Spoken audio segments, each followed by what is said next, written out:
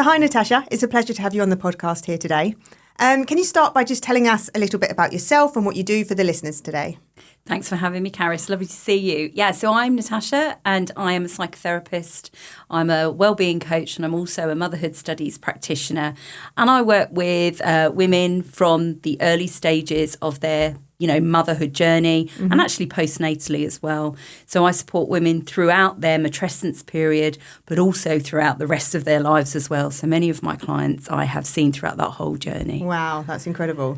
So start off then by telling us, how do you define maternal burnout and how is it different from, say, regular exhaustion? So burnout is something that happens to us kind of over a period of time. It's really something that happens quite slowly without us realising it's going on. It's almost like a battery that's, getting lower and lower with energy. What I tend to see with women is that it's an emotional piece as well as a physical piece as well. So we tend to find that we're not interested in things that might have once brought us joy. Our energy is very low and we might just not be looking after ourselves as well. That's one of the key areas when it comes to burnout, is that we just really can't be bothered to continue to care for ourselves when we're caring for others. When in life is it most likely to happen?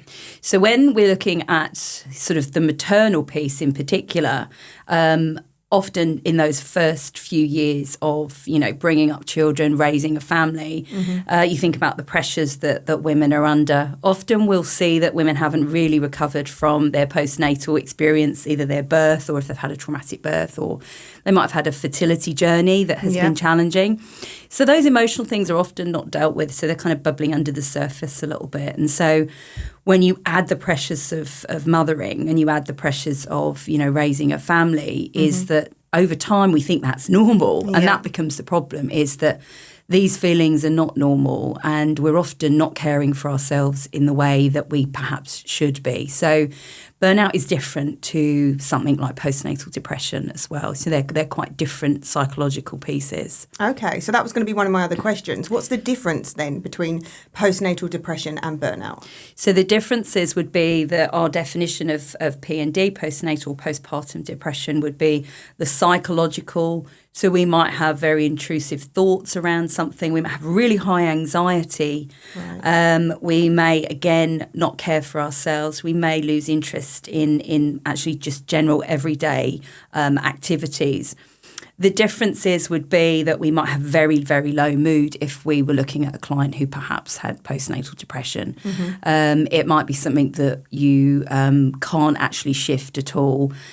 Sleep is obviously a huge thing for a new mum, and actually for mothers throughout their journey, is that sense of if we're sleep deprived, we know how that feels psychologically and emotionally too. So if you are concerned that you possibly may have, the kind of elements of postnatal depression, then I would always recommend that you seek support and help for that. Similarly to burnout, but what you'll find is that burnout continues for periods of time where actually you become emotionally and physically drained. You're still able to function and you don't feel depressed, but you are, running low energy all of the time. And again, this piece around finding joy always comes up. So what would you say today's expectations of motherhood, like how does that contribute towards burnout?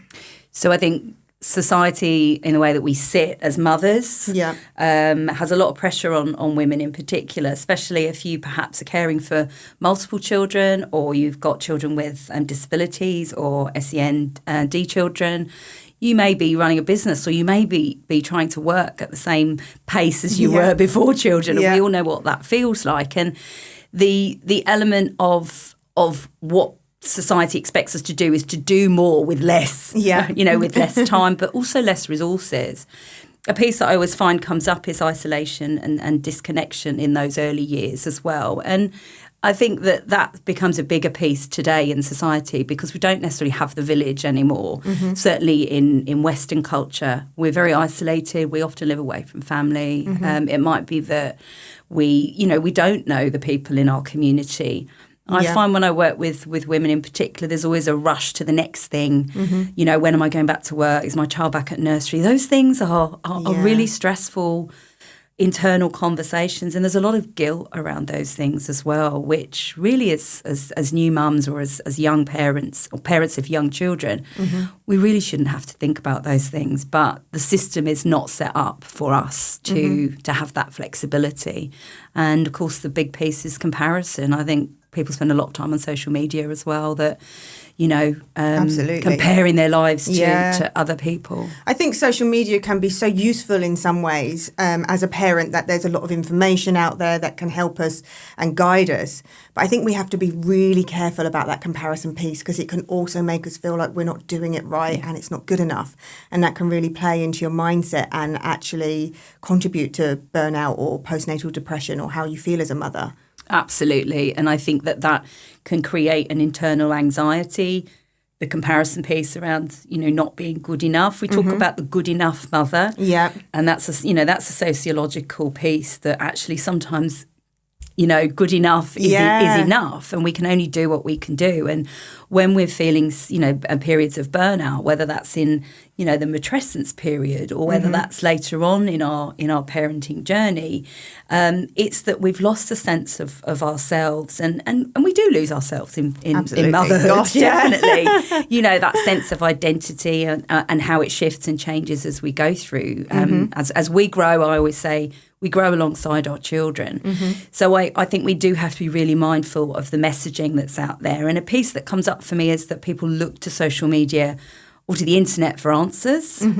That can be very anxiety inducing because actually there is no right answer. The right answer is what's right for you and your child and your family. I think sometimes we've lost the ability to be intuitive when it comes to mothering in particular. We're fearful. And the great thing about people that are fearful of things and scared of things is that they'll go looking for answers. They'll buy products. They'll do things to try and fix a problem. And, when you're sleep deprived and when you're exhausted or when you're burnt out, you become, you're desperate. You'll try and find things to help with that. Absolutely. And I think perfectionism is a big thing in motherhood, isn't it? I guess every mother is wanting to feel like we make the snacks that look like caterpillars, to get the child to sleep through the night, to get the toddler to walk before all the other kids, to do all of those things. And I think sometimes understanding that concept of good enough mothering is a really big thing, and understanding the piece around matrescence, that it is a journey and we're learning along the journey as well as our children are, and to perhaps just be a bit kinder to ourselves and stop the negative self-talk, and to recognise that good enough is really just that. It's good enough. Yeah. I think there's a real piece in that, isn't there, that your children are never going to remember whether you cut their cucumber up into caterpillars. They're going to remember how you made them feel when they, when they fell over, when they were sad, when they were upset. And often the most important things for a child, for young children, is just time with a parent, and producing that oxytocin, just having that connection, laughing, all of those sorts of things. Being present, which sometimes I know for me has been one of the hardest things I've had to learn. I spend so much time in the future planning where we're going to go and what we're going to do. To actually be in the moment can be a real challenge. Absolutely. And I would say, I was in exactly that same place, and hence why one of the reasons why I went on to study the kind of motherhood studies piece is I wanted to understand why there was such a conflict with wanting to get it right, wanting to be perfect, wanting to make sure that your children were meeting these milestones. And, as you say, is little Johnny running before George? Again, those things are just guidance. They're just guidelines, and we put so much pressure on ourselves to rush to the next thing that takes us out of the present. And the compassion piece is huge, and that's kind of really the caveat around all the work that I do, is about finding self-compassion, because that inner critic is at play in all of us, whether you're a parent or not, But it's learning to actually know that sometimes we model that behaviour too, and perfection doesn't exist. It doesn't exist, and we don't expect our children to be perfect. I think that's also a concept that we've been conditioned by. I mean, I'm, a child born in the 70s, the kind of era of the, children are seen and not heard. I mean, that's, again, the social conditioning of great behaviour, good behaviour, girls in particular, the good girl myth. How we run that narrative and that script. And that really feeds in then to the perfect mother myth. And it is a myth. Yeah. It doesn't exist. There's no such thing as a perfect mother. No, unfortunately, yeah. So do you think, why do you think so many mums struggle with guilt and shame and around struggling? Like they find it hard to be honest with people that they're struggling or honest with themselves that they're struggling? Yeah, and that's actually a really key piece to when we feel that we're burning out, is because we find it very difficult as women to ask for help. Mm-hmm. Again, that's something that we're not really taught. We learn that as adults. You know, we learn to ask for help as we get older. And I think that does feed into this piece. Well, if I'm asking for help, there's something wrong and I'm not good enough at this. And coping is not, you know, coping can be, you know, a really toxic piece around this. Because what we see as coping, if we have to ask for help, then it means we failed. Yeah. You know, it means that I think a lot of mothers feel like that. Yeah, hugely. And I think that this piece around failure feeds into the guilt, you know, and there's enough guilt in the world that we bring our children into around, you know, whether we're feeding them the right things, whether they're getting enough sleep, whether, you know, again, social media, if you've got older children. Guilt is, I always say to clients and certainly groups that I support, is that, did you ever feel guilty before you had children in the same way you feel guilt now? Yeah. Very rarely does someone say, oh, yes, because it's an embodied kind of visceral piece. Yeah. And sometimes guilt, if you reframe it, can sometimes be a sense of motivation that actually I'm protecting. I'm making sure I'm doing the right thing, that I'm looking after my children. Yeah.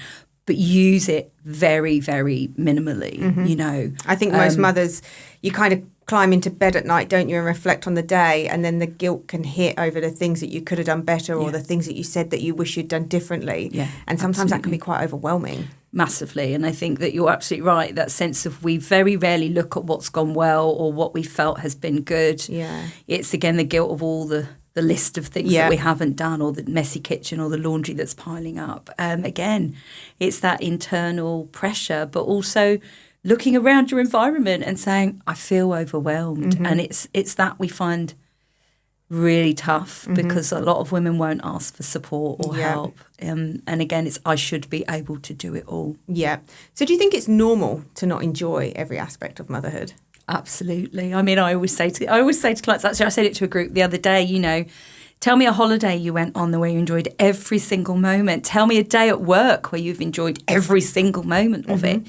It's, again, it's just a spin, isn't it? Yeah, it's that expectation, isn't it? My husband and I had this over the Easter holidays. We took the kids to Centre Parks and we had 4 days and we did not have fun. And we felt really bad for feeling like that, but we didn't. It was hard work. The kids had spent too much time together and we were just ready to go home and ready for some routine again. But we feel like when everyone says, did you have a good time? Our standard response was, oh, it was lovely. Yeah, absolutely. I won't tell the truth. Yeah. But you're right. That's the expectation piece, isn't it, that we put on ourselves. And I think as our children get older and things like holidays or your days out, I think you lower the bar a little bit because there's always a cranky, tired, hungry child, or even a child that's ill, you know. We sort of force ourselves to make good of that because we've invested or we've got an expectation. And again, it comes back to what we believe the memory of our children is going to have. Well, they're not going to remember those things. Yeah. They're going to remember actually the times that they felt comfortable with us, that they felt safe with us. And so, And you find, like, with your children, when they're unhappy, you feel this desire to fix it. Yeah. Whereas, say your partner's unhappy, it's much more easy to accept it and have that conversation with them. Oh, you know, it didn't go well at work today. Tell me about it. Yeah. But with your children, you almost kind of want to quash the feeling and have this lovely rosy picture that it's all okay. And I think maybe when you start to have some acceptance that they're also going to have days where they're not happy, things don't go right, and just hold space for that. And that's okay. It doesn't have to be perfect, as we've said, all of the time. I think that's a really important piece, actually, because I think what we start to believe is that childhood should be completely happy and that, you know, children shouldn't see that actually there is pain in the world, grief, loss, all those sorts of things that many children do go on to experience in their lives. And again, that's learned behaviour from us. If we can show them that actually sometimes things are tough, things are hard, then they're learning this sense of resilience to actually navigate life. Nobody says that life is linear and it's happy all the time, because that does not exist. And it's again a hugely huge expectation and misconception. And so you're absolutely right. Feeling that emotional pain and discomfort is part of human growth and development, because you want your children, my girls are older now, but you want your children to go out and to be able to navigate the world safely, to be able to communicate their needs, but also to be able to respond in appropriate ways to the world around them. And so that kind of starts in those early childhood pieces. And I think from a mother's point of view, that's really tough, because you often are the primary carer. So you're doing the physical, the mental, the emotional, you're doing the whole caring piece. And that's often where the burnout comes from, because you're carrying it all. So it's that kind of more drip effect, isn't it, of everyday life, and just the overwhelm and overload, and over time it gets to you. Absolutely. And that mental load that we talk a lot about, that mental load is not visible. The unpaid labour is all the other stuff, the bits that, the PE kit, the sports stuff, the lunchbox. But that load is real, isn't it? Yeah, absolutely. I mean, the WhatsApp group for parents, to keep on top of the football, the dance classes, what days they finish early. There is so much to remember. Then add multiple children, then try to add anything for yourself, any time for yourself. Yeah. And I think there's been a lot said recently, hasn't there, about self-care. That some of the self-care suggestions out there, such as, I don't know, spa days or things, they're just unrealistic. Yeah, absolutely. What do you kind of recommend or see as more realistic, small, bite-sized habits that women can put into their day that are achievable to help them? Yeah, I think that you're right. The whole light a candle and have a bubble bath and go on a spa day. Great. Nice idea. Nice idea. And if you can afford to do it and you've got the time to do it, great. But actually, I think learning early on that this is a journey, this is a journey that you've kind of signed up for quite a long period of your life, is to understand that actually that's not going to change. The caring element's going to change. Yes, the challenges become different. It's less labour intensive as your children get older, but it becomes more emotionally intensive, is to understand, well, actually, if I'm going to be rigid and not adapt to this, then I'm going to be the one that suffers. Yeah, so true. It's learning early on to have that piece around self-compassion, but also an awareness to notice, okay, is this too much for me today? Do I need to put boundaries in place? I'm a big fan of boundaries. Sometimes obviously don't always listen to them myself, but, I'm a work in progress like everyone, is saying no to certain things. Children can be very overscheduled. We can be very overscheduled. Yeah. Social media, WhatsApp notifications, all of those things. They bring more stress into our lives on occasions. Absolutely. I think that's a really key piece, actually, is boundaries. And I think that's something that a lot of people struggle with, is knowing how to boundary other things in life. And I think because you go from just being yourself or yourself and your partner, and you can say yes or no, but you kind of have time to pick and choose a little, but to perhaps do more than you would always necessarily want to. Whereas when you have children and you're taking their schedules on, you can be overwhelmed with things that you need to get done and need to do. And you can kind of only really survive that by having boundaries and saying no to certain things. Yeah. But when you've led your previous life not particularly being good at that, it can feel like a real challenge just to say no. And I'm saying no because it's Sunday afternoon and we're just going to stay in. Yeah. You can feel like you're doing something wrong. Yes. Because we fear what other people will think. Yeah. Or we fear of, again, this comes back to the judgment piece, which is often where the guilt piece comes into with mothering. And I think you're absolutely right. Those boundaries, we need to get good at doing that, I think. And we need to teach our children that too, as they get older, of course. Because actually they aren't there to keep people out, they're there to protect us. And if you want to avoid going into burnout or into complete, exhaustion and mental exhaustion, you've got to know where your line in the sand is. And again, they can be flexible and they can adapt over time and they become more robust. But it's really important to actually think, what works for me, what works for us, because I need to fuel myself. Absolutely. I speak to mums that say, I didn't eat all day. Yeah. I barely went to the toilet, but I took the baby with me, or I took the toddler with me. I mean, we've all been there. One of them said recently, which I thought was hilarious, a husband was at home after work and he said, why is the baby bouncer in the bathroom? If you know, that actually there is a sense of those boundaries, your physical boundaries are invaded when you have a family. Absolutely, yeah. You know? Sometimes exactly that, just finding that moment to go to the bathroom alone is an impossible thing with small children. Yeah. Finding the time to eat, grab a drink, it can feel like a real challenge. Yeah. But I think you're so right. You kind of need to take care of yourself first if you're going to be the best version of yourself for your children. I listened to something the other day actually about a lady saying about how her bar in life for everything else is really low at the minute, so that she can show up as the best version of herself for her children. And if she's showing up as the best version of herself for everyone else, then she can't be that for her children. Yeah.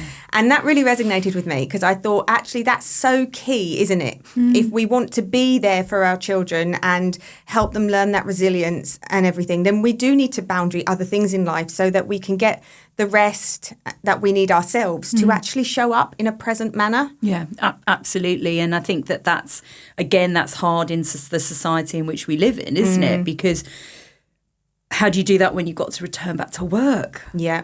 Or you've got limited childcare. That's really tough. And I think that's why this piece around that mental exhaustion is so paramount in mums in particular. And as I say, not just mums of young children, that can go all the way through. I mean, if you're looking after elderly relatives, or you've got a disabled family member, or, lots of other things, you might have lost your partner. There are or you're navigating divorce. Gosh, yeah. Those pieces have huge impact on how we are as a mother and as a parent. And I think you're right. I love that idea about lowering the bar, because it's like, how can I be present at this period in my time, in time? Yeah. What is it that my children or my family need, but also what do I need? There was something recently that I saw too, where a couple had agreed that actually the whole concept of date nights was never happening. Yeah. And they were so worried they were putting so much pressure on themselves and their relationship that what they just agreed was, actually, for the next few years, we're not going to bother about that, but we're going to spend more time talking at home. Yeah. We're not going to sit on the sofa with our phones between us and Netflix on. We're actually going to have a conversation. We actually have a meal together. So it doesn't have to be the way that society tells you. It can be the way that you choose to adapt it and apply it. And I think we get better at that, because people will judge anyway. Yeah, so true. But you can't change what other people think. Yeah. And I think the work that I do with mums, particularly in groups, is that we really are working really hard to stop that judgment between mothers, between women. Yeah. Because actually that's where it begins, is that we have to stop comparing ourselves to one another. So why, you're so right, like between women, that's such a huge thing, isn't it? Why does society glamorise this self-sacrifice? Why do we see so much of that? That's a sacrificial motherhood is another piece that we talk about. Is, I think, again, that's probably historical. It's possibly because we believed, certainly as we have grown up, to believe that we could have it all. Again, there's lots of rules of thumb out there about whether we can have it all at the same time, or whether we let go of certain elements of our own identity and our own self. I'm a big believer that actually, though, you need to hold on to some of those fibres of you. Yeah. Because actually in motherhood, we do lose a sense of who we are and who we become. And even though that period when you're in it feels very, very intense and very, very absorbing and all-consuming, there is going to be a time when actually you're going to step back into your own space, into your own identity. Your children might need you less on a physical sense. And that bizarrely happens quicker than we think. And I know that we've jumped from postnatal all the way through, but it's really important to consider that your identity weaves through every part of motherhood. And that's so important, that you've got to write your own script, really. There is no right or wrong with this. And don't sacrifice yourself over elements of this, because actually our children are there to survive and create their own lives in lots of ways. We're just the guides. Yeah. We're the supporters of that. And some of the best behaviour studies around modelled behaviour is if you see a role model who is looking after themselves, taking care of themselves, has interests, has hobbies, has opinions. Yeah. And that's really vital. That's really vital for us as women. Absolutely. And I think you're right. It's holding on to a bit of that identity for yourself, isn't it? But that can be sort of easier said than done. I mean, hugely. What would you kind of give some advice, some sort of small things that women could do to try and keep their own identity? I think in the early years, that's quite a hard piece to do. I mean, people do it, and it's incredible. I think work for a lot of women is really important. I think if you've had a career that you invested in, that you've studied hard for, that's usually a real conflict piece for women that I work with one-to-one, because they don't want to have to choose motherhood over career, but society in some ways almost tells them that they have to because the system's not set up for us. So that's really tough. So there becomes a grief and a loss around the old me and the things I've worked really hard for. You'll see that women will often be someone who retrains later in life, or has a side hustle to support herself when her children are younger, or when they're getting, into their teenage years. Because again, in order to be there as a parent, you need to be present. And that's really tough, because I don't think any of us ever really fully get that right if we're doing everything all of the time, Well, it's hard, isn't it? It's hard to stay present in the moment when life is so fast-paced nowadays, and there is so much expectation and so much to do. You're kind of forward thinking and forward planning. So to actually just embrace the moment and think that I have nowhere else to be, this is just what I'm doing, that is, I think, one of the big challenges of modern motherhood. Hugely. And I would say that most mothers will say that they find that quite challenging, because sometimes it can be quite mundane, it can be quite boring. Those early years of when babies are very little, and it's really consuming of everything, lonely, and really lonely and really disconnected. And I think we spend a lot of time on our own, kind of looking at ourselves and that identity piece. Remember, our brain changes neurologically in those first few years of motherhood as well. It's meant to, we're meant to be protecting the tribe. But it's also a case of actually, who am I now? And some of the stories I talk to mums about in particular are, the lost and found of motherhood. How do I find myself again? She's still there. In fact, she's going to be an even better version when she comes out the other side often, because motherhood and caring for others teaches us so much. And we learn things about ourselves and our identity that possibly we didn't even know was there. Gosh, I agree with that. I think my level of self-awareness has greatly increased since having children. In fact, I look back and think it's laughable. I'm not sure it was quite even there prior to children. Because you really start to stop and take note of why you're doing what you're doing, and looking at those generational patterns and thinking about what is it that I want to carry forward and who do I want to be. But that does come over a period of time. I don't think I felt like that in the early years of my firstborn. No. It was that journey of motherhood where I really started to get into that role and have that self-reflection. Yeah, and I think that goes back to what we said earlier, that otherwise you create a conflict where you're telling yourself you're not happy in this role, you're not happy with this. And that, that's really tough, because that's when that feeds into our self-esteem. And somehow I think there's an element of self-acceptance that we have to work towards. Yeah. And accepting that things won't always be the same. I mean, God, if there's a journey that we learn in parenting, is that no 2 days are the same, are they? And that's not really something that we learn until we become a parent. Because actually, you're right, we have control over, we autonomy over our lives. Prior to that, if you're independent and you're earning your own money, you're booking holidays, you're going out, all that sort of stuff, is that suddenly that feeling of, wow, I can't just walk out the front door. I can't just leave the house. That can be very suffocating. I've said that to my husband before. You are free to go and fill up the car with fuel, to just stop and grab that coffee. Grab a coffee. What I would give to just be able to get out the car and grab a coffee. But when you've got 3 kids in tow, it's just not worth the effort. No, it's not happening, is it? No. It really isn't. And it's that piece around the autonomy that I think I certainly personally, that's the piece I struggled with the most.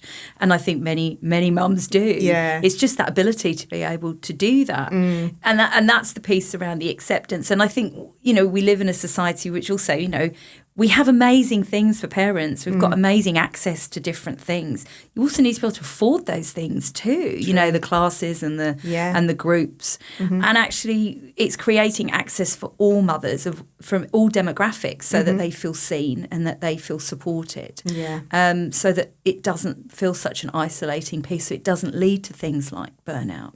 Because actually burnout and the emotional exhaustion can be quite a dangerous space for anyone to be in, because we sort of feel that we've lost a little bit of hope. Yeah, absolutely. So we've talked a lot about what burnout is and how it comes about. What advice could you give to anyone listening today who thinks that they might be suffering from burnout, how they could begin to come back from it? So I would look at the things that perhaps in the past were things that made you feel a bit more energized and a bit more kind of yourself. Now, I'm not saying to you that obviously if you were a runner, you're going to start going out running every day because it's going to be probably impossible.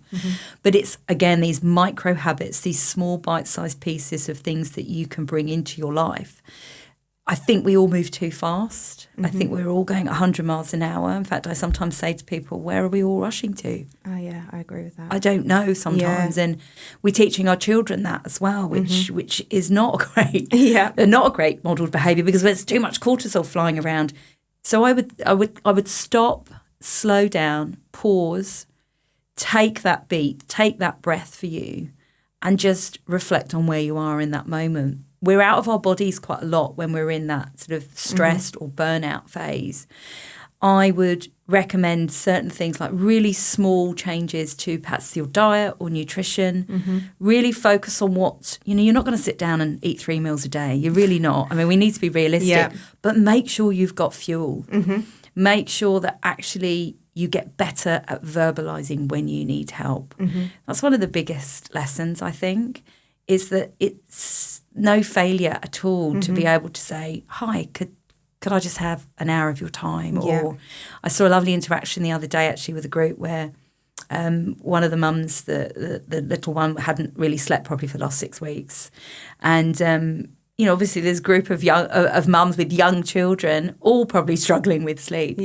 And she just said, I'd love to come round and I'll sit with the babies for a couple of hours. Would you like to go and have a rest?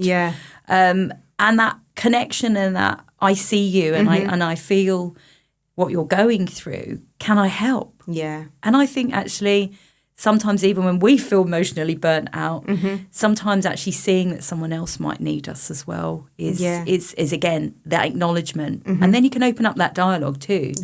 It's really hard to be vulnerable.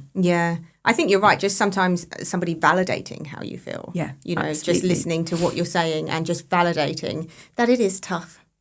And that's hard. And there is no big thing that you can necessarily do, but those micro habits can make all the difference in how you kind of survive the journey, especially in those early days. Absolutely. And take rest when you can. And I'm not the old adage of sleep when the baby sleeps because that's impossible. But, if that means moving your kind of bedtime to earlier, it's not going to be forever. But knowing that actually sleep has a big impact on us. Absolutely. And if you've got a partner or you've got family members or you've got someone who's willing to help, sometimes what I find is with grandparents and those around, they're unaware of what needs doing. And we have to get good at asking. We have to get good at understanding that actually there are things that you could do to help me or support me. Take something off that mental or emotional or physical load.